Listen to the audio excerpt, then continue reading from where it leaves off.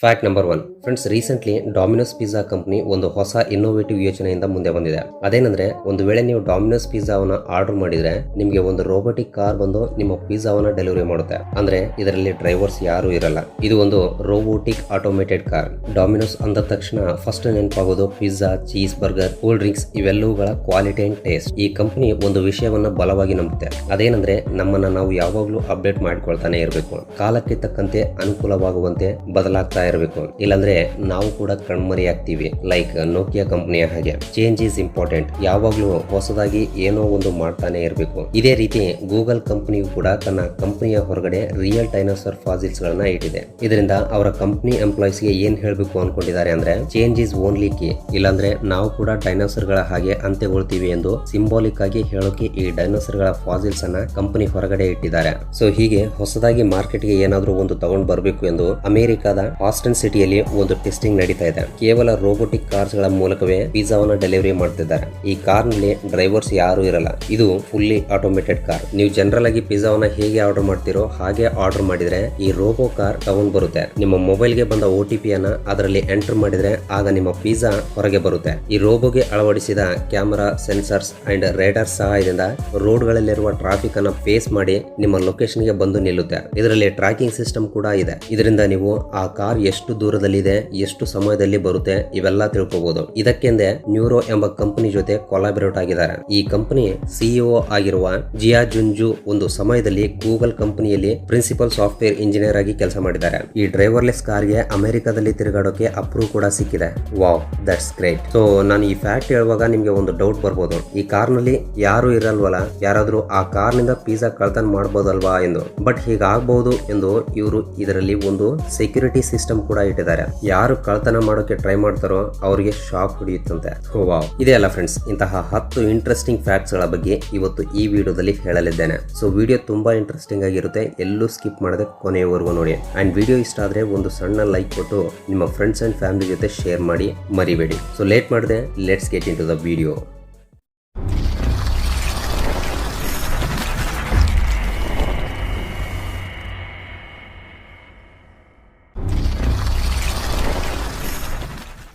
Fact number 2 friends, ನಿಮಗೆ ಚಿಕ್ಕ ವಯಸ್ಸಿನ ವಿಷಯಗಳು ಯಾವಾದ್ರೂ ನೆನಪಿದವ? ನಾವು ಪೇಪರ್ ಗಳಿಂದ ಬಹಳ ರೀತಿಯ ಆರ್ಟ್ ಕ್ರಾಫ್ಟ್ ಗಳನ್ನ ಮಾಡ್ತಾ ಇದ್ವಿ. Like paper boat, paper planes ಗಳಂತವುಗಳನ್ನ ಮಾಡಿ ಆಟವಾಡ್ತಾ ಇದ್ವಿ ಅಲ್ವಾ? ಬಹಳಷ್ಟು ಜನರಿಗೆ ಇಂತಹ ದಿನಗಳು ಮತ್ತೆ ಬಂದ್ರೆ ಚೆನ್ನಾಗಿರುತ್ತೆ ಅನ್ಸುತ್ತೆ. ಆದ್ರೆ ಇಂತಹ ದಿನಗಳು ಮತ್ತೆ ಬರಲ್ಲ. ಪ್ರಸ್ತುತ ನಮ್ಮ ದೇಶದಲ್ಲಿ ಮಕ್ಕಳು ಹೀಗೆ ಪೇಪರ್ ಜೊತೆ ಆಟವಾಡ್ತಾ ಇದ್ರೆ ಪೇರೆಂಟ್ಸ್ ಮಾತ್ರ ಅವರನ್ನ ಓದಿಕೊಳ್ಳಿ ಎಂದು ಬೈತಾ ಇದ್ದಾರೆ. ಒಂದು ಚಿಕ್ಕ ಆರ್ಟ್ ಅನ್ನ ಅಥವಾ ಆಟವನ್ನ ಕಲಿತುಕೊಳ್ಳೋಕು ಕೂಡ ಎಂಕರೇಜ್ ಮಾಡ್ತಾ ಇಲ್ಲ. ಬರೀ ಸ್ಟಡಿ ಸ್ಟಡಿ ಸ್ಟಡಿ. ಆದ್ರೆ ಜಪಾನ್ ನಲ್ಲಿ ಮಾತ್ರ ಈ ಪೇಪರ್ ಆರ್ಟ್ ಅನ್ನ ತುಂಬಾ ಚೆನ್ನಾಗಿ ಎಂಕರೇಜ್ ಮಾಡ್ತಾರೆ. ಇವರಿಗೆ ಸಪರೇಟ್ ಆಗಿ ಈ ಪೇಪರ್ ಆರ್ಟ್ ಗೋಸ್ಕರ ಅಂತಲೇ ಸ್ಪೆಷಲ್ ಕ್ಲಾಸ್ ಗಳೇ ಇವೆ ಅಂತ. ಈ ಆರ್ಟ್ ಅನ್ನ ಜಪಾನ್ ನಲ್ಲಿ ಓರಿಗಾಮಿ ಎಂದು ಕರೀತಾರೆ.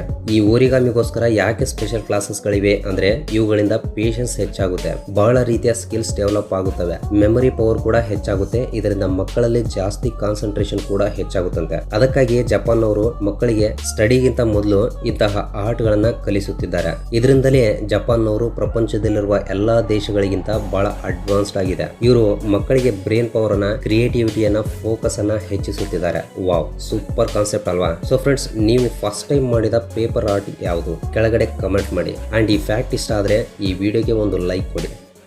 Fact number 3 lockers. ನಾವು ಯಾವ್ದಾದ್ರು ಇಂಪಾರ್ಟೆಂಟ್ ಅಥವಾ ವ್ಯಾಲ್ಯೂಯಬಲ್ ಥಿಂಗ್ಸ್ ಗಳನ್ನ ಇಟ್ಕೊಳ್ಳೋಕೆ ಯೂಸ್ ಮಾಡ್ತೀವಿ. ಹಾಗೆಯೇ ಒಂದು ಜೀವಿಯು ಕೂಡ ಅದರ ವ್ಯಾಲ್ಯೂಯಬಲ್ ಥಿಂಗ್ಸ್ ಗಳನ್ನ ಇಟ್ಕೊಳ್ಳೋಕೆ ಒಂದು ಲಾಕರ್ ನಂತಹ ಅಂದ್ರೆ ಫೆನ್ಸಿಂಗ್ ನಂತಹ ಲಾಕರ್ ಅನ್ನ ತಯಾರಿಸುತ್ತೆ. ಸೊ ಆನಿಮಲ್ಸ್ ಗಳಿಗೆ ವ್ಯಾಲ್ಯೂಯಬಲ್ ಥಿಂಗ್ಸ್ ಬೇರೆ ಏನಿರುತ್ತೆ? ಅವುಗಳ ಮೊಟ್ಟೆಗಳು. ಅಂಡ್ ಈ ಕ್ರಿಯೇಚರ್ ಅಮೆಜಾನ್ ಫಾರೆಸ್ಟ್ ನಲ್ಲಿ ಸಿಗುವ ಸಿಲ್ಕೆಂಜೆ ಸ್ಪೈಡರ್ ಎಂಬ ಸ್ಪೈಡರ್. ಇದು ತನ್ನ ಮೊಟ್ಟೆಗಳನ್ನ ಅದರ ಎನಿಮೀಸ್ ಗಳಿಂದ ರಕ್ಷಿಸಿಕೊಳ್ಳೋಕೆ ಇಂತಹ ಒಂದು ರೀತಿಯ ವೆಬ್ ಟವರ್ ಕೆಳಗೆ ಇಟ್ಟು ಅದರ ಸುತ್ತಲೂ ಈ ರೀತಿ ಫೆನ್ಸಿಂಗ್ ಹಾಕುತ್ತೆ. ಅದು ಕೂಡ ಎಷ್ಟು ರೌಂಡ್ ಆಗಿ ಹಾಕಿದೆ ನೋಡಿ, ಎಷ್ಟು ಕ್ರಿಯೇಟ್ ಆಗಿದೆ ಅಲ್ವಾ? ನಿಜವಾಗ್ಲೂ amazing and impressive spider. Fact number 4 friends, ನೀವು ಯಾವತ್ತಾದ್ರೂ 3 ಕಾಲುಗಳಿರುವ ಮನುಷ್ಯನನ್ನ ನೋಡಿದಿರಾ? ಹೌದು. 1889ರಲ್ಲಿ ಅಂದ್ರೆ 130 ವರ್ಷಗಳ ಹಿಂದೆ ಒಬ್ಬ ವ್ಯಕ್ತಿ 3 ಕಾಲುಗಳಿಂದ ಹುಟ್ಟುತ್ತಾನೆ. ಆತನ ಹೆಸರು ಫ್ರಾಂಕ್ ಲ್ಯಾಂಟಿನಿ. ಈತನಿಗೆ 3 ಕಾಲುಗಳು, 16 ಬೆರಳುಗಳು, 2 ಪೆನಿಸ್ ಗಳಿವೆ. 4 ತಿಂಗಳಿದ್ದಾಗ ಈತನನ್ನ ಡಾಕ್ಟರ್ಸ್ ಹತ್ರ ಕರ್ಕೊಂಡು ಹೋಗ್ತಾರೆ. ಡಾಕ್ಟರ್ಸ್ ಎಕ್ಸಾಮೈನ್ ಮಾಡಿ ಏನ್ ಹೇಳ್ತಾರೆ ಅಂದ್ರೆ, ಒಂದು ವೇಳೆ ಆಪರೇಷನ್ ಮಾಡಿ ಈತನಿಗಿರುವ ಎಕ್ಸ್ಟ್ರಾ ಪಾರ್ಟ್ಸ್ ತೆಗೆದು ಹಾಕಿದ್ರೆ ಈತ ಸತ್ತು ಹೋಗುವ ಚಾನ್ಸಸ್ ಹೆಚ್ಚಾಗಿ ಇವೆ ಎಂದು ಹೇಳ್ತಾರೆ. ಸೊ ಏನು ಮಾಡೋಕ್ಕಾಗದೆ ಹಾಗೆಯೇ ಬಿಟ್ಬಿಡ್ತಾರೆ. ಬಿಡ್ತಾರೆ. ಬಟ್ ಎಲ್ಲರೂ ಯಾವುದನ್ನ ಶಾಪ ಅನ್ಕೊಂಡಿದ್ರು ಅದೇ ಆತನಿಗೆ ವರವಾಗಿ ಬದಲಾಗುತ್ತೆ. ಸೊ ಆತ ಒಂದು ಮ್ಯಾಜಿಕ್ ಶೋ ನಲ್ಲಿ ಪಾಲ್ಗೊಳ್ತಾನೆ. 3 ಕಾಲುಗಳು ಇರೋದ್ರಿಂದ ಆತನೇ ಆ ಮ್ಯಾಜಿಕ್ ಶೋ ನಲ್ಲಿ ಸ್ಪೆಷಲ್ ಅಟ್ರಾಕ್ಷನ್. ಅಂಡ್ ಈತ ತುಂಬಾ ಹಣವನ್ನ ಕೂಡ ಸಂಪಾದಿಸ್ತಾನೆ. 1966ರಲ್ಲಿ ಮರಣಿಸ್ತಾನೆ. Fact number 5. ಟರ್ಕಿಯಲ್ಲಿ ಸೈಂಟಿಸ್ಟ್ ಗಳಿಗೆ ಒಂದು ರಿಸರ್ಚ್ ನಲ್ಲಿ ಗೊತ್ತಾಗಿರೋದೇನೆಂದ್ರೆ ಅವರ ಸಿಟಿ ಕೆಳಗಡೆ ಅಂದ್ರೆ ಅಂಡರ್ ಗ್ರೌಂಡ್ ನಲ್ಲಿ ಒಂದು ದೊಡ್ಡ ಸಿಟಿ ಇದೆ ಎಂದು. ಆ ಸಿಟಿ ಹೆಸರು ಡಿರಿಂಕ್ಯೂ. ಈ ಸಿಟಿ ಈಗಿನ ಕಾಲದ್ದಲ್ಲ, 7 ಅಥವಾ 8ನೇ ಶತಮಾನದ್ದು ಆಗಿರಬಹುದಂತೆ. ಸೊ ಈ ಸಿಟಿ ಎಷ್ಟು ದೊಡ್ಡದು ಅಂದ್ರೆ ಆ ಸಿಟಿಯಲ್ಲಿ ಆಗಿನ ಸಮಯದಲ್ಲಿ 20,000 ಜನ ವಾಸಿಸ್ತಾ ಇದ್ರಂತೆ. ವಿಕಿಪೀಡಿಯಾದಲ್ಲಿ ಈ ಪೇಜ್ ನೋಡಿ. ಈ ಸಿಟಿ ಭೂಮಿಯ ಒಳಗಡೆ 200 ಅಡಿಗಳ ಕೆಳಗೆ ಅಂದ್ರೆ ಸುಮಾರು 60 ಮೀಟರ್ಗಳಷ್ಟು ಕೆಳಗೆ ಇದೆ. ಈ ಸಿಟಿ ಆಗಿನ ಸಮಯದಲ್ಲಿ ಹೇಗಿತ್ತು ಈ ರೀಕ್ರಿಯೇಟೆಡ್ ಇಮೇಜ್ ನೋಡಿ. ಈ ಸಿಟಿಯಲ್ಲಿ ಮನೆಗಳಿವೆ, ಟ್ರಾವೆಲಿಂಗ್ ಸಿಸ್ಟಮ್ ಕೂಡ ಇದೆ. ವಾವ್, 7ನೇ ಶತಮಾನದಲ್ಲಿ ಇಂತಹ ಒಂದು ಆನ್ಸಿಯಂಟ್ ಅಂಡರ್ ಗ್ರೌಂಡ್ ಸಿಟಿ ಇದೆ ಅಂದ್ರೆ ನಿಜವಾಗ್ಲೂ ಆಶ್ಚರ್ಯ ಪಡುವ ವಿಷಯವೇ. Fact number 6. ಫ್ರೆಂಡ್ಸ್, ನಿಮಗೆ ಇದು ಗೊತ್ತಾ?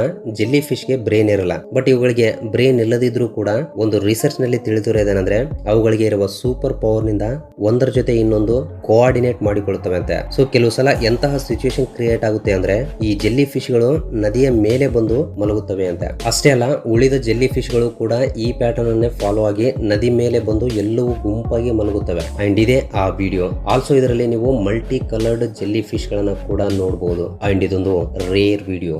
ಫ್ರೆಂಡ್ಸ್, ಮುಂದಿನ ವಿಷಯಕ್ಕೆ ಹೋಗೋಕ್ಕೂ ಮುಂಚೆ ಒಂದು ವೇಳೆ ನೀವು ಈ ವಿಡಿಯೋನ ಫುಲ್ ಸ್ಕ್ರೀನ್ ಅಲ್ಲಿ ನೋಡ್ತಾ ಇದ್ರೆ ನಿಮ್ಮ ಮೊಬೈಲ್ ಅನ್ನು ಸ್ವಲ್ಪ ಟಿಲ್ಟ್ ಮಾಡಿ ಕೆಳಗಡೆ ಕಾಣ್ತಾ ಇರುವ ಲೈಕ್ ಬಟನ್ ಕಲರ್ ಚೇಂಜ್ ಮಾಡಿಬಿಡಿ. ಅಂಡ್ ಸಬ್ಸ್ಕ್ರೈಬ್ ಮಾಡಿಕೊಂಡಿರುವ Vismayavani family members, love you so much. And first time ಯಾರಾದರೂ ನಮ್ಮ ಚಾನಲ್ ಅನ್ನ ಈಗ ನೋಡ್ತಾ ಇದ್ರೆ ಕೆಳಗಡೆ ಕಾಣ್ತಾ ಇರುವ ರೆಡ್ ಕಲರ್ ಸಬ್ಸ್ಕ್ರೈಬ್ ಬಟನ್ ಮೇಲೆ ಕ್ಲಿಕ್ ಮಾಡಿ ಸಬ್ಸ್ಕ್ರೈಬ್ ಮಾಡ್ಕೊಂಡು ಪಕ್ಕದಲ್ಲಿರುವ ಬೆಲ್ ಐಕನ್ ಅನ್ನ ಆಕ್ಟಿವೇಟ್ ಮಾಡ್ಕೊಳ್ಳಿ. ಅಂಡ್ ಬೆಲ್ ಐಕನ್ ಆನ್ ಮಾಡ್ಕೊಳ್ಳೋದು ತುಂಬಾ ಇಂಪಾರ್ಟೆಂಟ್, ಮರಿಬೇಡಿ.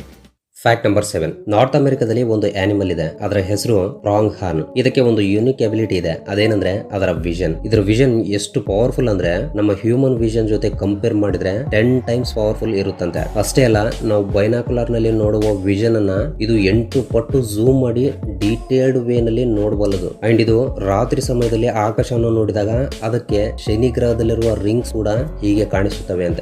ವಾವ್, ಅಮೇಜಿಂಗ್ ಆಗಿದೆ ಅಲ್ವಾ? Fact number 8. ಮೀಸೆ ಬೆಳೆಸಿರೋದಕ್ಕೆ 185 ಕೋಟಿ ನಷ್ಟವಾಗಿದೆ ಅಂದ್ರೆ ನಂಬ್ತೀರಾ? ಎಸ್, ನಿಮ್ಮಲ್ಲಿ ಬಹಳಷ್ಟು ಜನ ಜಸ್ಟಿಸ್ ಲೀಗ್ ನೋಡಿರ್ತೀರಾ. ಅದರಲ್ಲಿ ಆಕ್ಟ್ ಮಾಡಿದ Superman Henry Cavill. So justice league ನಲ್ಲಿ ಸೂಪರ್ ಮ್ಯಾನ್ ಫೇಸ್ ಮೇಲೆ ಸ್ವಲ್ಪ ಬ್ಲರ್ ಆಗಿ ಕಾಣಿಸ್ತಾ ಇರುತ್ತೆ. ಯಾಕೆ ಅಂದ್ರೆ ಆ ಸೀನ್ ನಲ್ಲಿ ಆತನಿಗೆ ಮೀಸೆ ಇದೆ. ಅದನ್ನ VFX ನಲ್ಲಿ ರಿಮೂವ್ ಮಾಡಿದ್ದಾರೆ. ಈ VFX ನಲ್ಲಿ ರಿಮೂವ್ ಮಾಡೋಕೆ ಆದ ಖರ್ಚೆ $25 ಮಿಲಿಯನ್ ಅಂದ್ರೆ 185 ಕೋಟಿಗಳು. ಅವ್ರೇನು ಹುಚ್ಚರ? ಸಿಂಪಲ್ ಆಗಿ ಮೀಸೆ ತೆಗೆದ್ರೆ ಆಯ್ತಲ್ವಾ ಅಂತ ನಿಮ್ಮಲ್ಲಿ ಬಹಳಷ್ಟು ಜನರಿಗೆ ಡೌಟ್ ಬರಬಹುದು.